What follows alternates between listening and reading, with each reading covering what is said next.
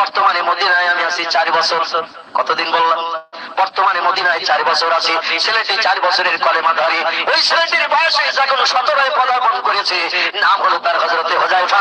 সাদের বন্ধু, আমি এই ছেলেটাকে প্রধান সেনাপতির নাম হিসাবে প্রস্তাব দিলাম, তোমাদের যদি দ্বিমত থাকে তাহলে বলো।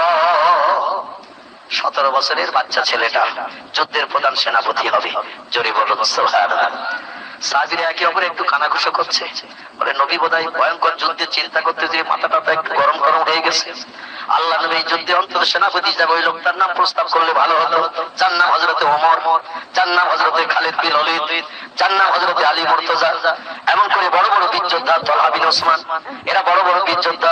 নবী এদের নাম ঘোষণা করলে ময়দানের সামনে এগিয়ে গেলে সুবিধা হতো। একটা বাচ্চা ছেলে এই নতুন যৌবনে পদার্পণ করেছে, বয়স মাত্র 17ই পড়েছে, আর ওই ছেলেটা কি নেতৃত্ব করবে?